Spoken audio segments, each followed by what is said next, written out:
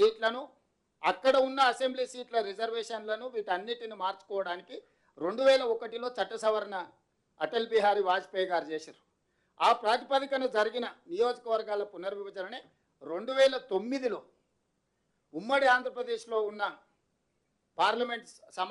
Parliament సీట్లు తెలంగాణలో 15 ఉండే, ఆంధ్రప్రదేశ్లో 27 ఉండే. 2009లో 17 సీట్లు తెలంగాణకు వచ్చినాయి, 25 సీట్లు ఆంధ్రప్రదేశ్కి పోయినాయి.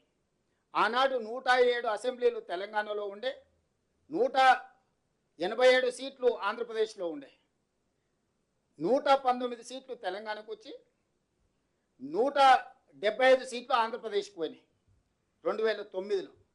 సో ఎక్కడ కూడా ఒక రాష్ట్రాన్ని ఒక యూనిట్గా తీసుకొని లోక్సభ అసెంబ్లీ నియోజకవర్గాలను 2007-8 నియోజకవర్గాల పునర్విభజనలో నిర్ణయం తీసుకోవడం వల్ల ఈ నియంత్రణ వాజ్పేయి గారు ఏదైతే 2001లో చట్టం చేసిండో 25 సంవత్సరాల భవిష్యత్తులో, అంటే 2026 వరకు సీట్ల పెంపు అనేది చట్టపరంగా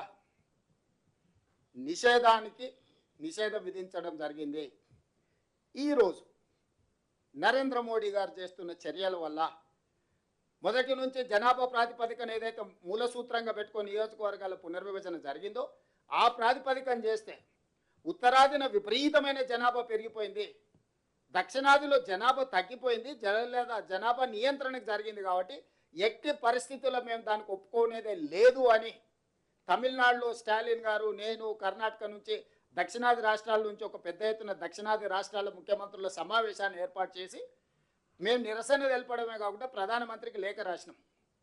మీరు జనాభా ప్రాతిపదికన తీసుకుంటే దక్షిణాది రాష్ట్రాలకు పూర్తిగా వివక్ష, నిరాదరణ, అన్యాయం జరుగుతుంది, దీన్ని ఏమాత్రం మేము ఒప్పుకునే సమస్యనే లేదని చెప్పడంతో ఇంకో రూపంలో ఈరోజు బయలుదేరారు.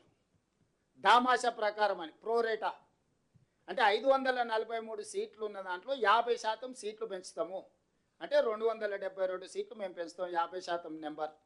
ఈ 272 సీట్లు ఎట్లా పెంచుతామంటే ఇప్పుడు ఎన్ని ఉన్నాయో దాంట్లో 50% పెంచుతామని. ఫర్ ఎగ్జాంపుల్ కేరళలో 20 సీట్లు ఉన్నాయి, 10 పెరిగితే 30 అవుతాయి. ఉత్తరప్రదేశ్లో 80 సీట్లు ఉన్నాయి, 50% అంటే 40 సీట్లు పెరిగితే 120 అవుతాయి. ఇందులో పొంచి ఉన్న ప్రమాదం ఏంటంటే, నేను ఒక్కొక్క రాష్ట్రానికి దక్షిణాదిన ఉత్తరాదిన పోల్చి చెప్తున్నాను, అది ప్రతి రాష్ట్రానికి దక్షిణాదిలో ఉన్న రాష్ట్రాలకు అప్లై అవుతాయి. ఈరోజు 20 సీట్లు ఉన్న కేరళకు, 80 సీట్లు ఉన్న ఉత్తరప్రదేశ్కు అంతరం 60 సీట్లు. ఈరోజు 50% పెంచితే కేరళ 30 సీట్లు అవుద్ది, ఉత్తరప్రదేశ్ 120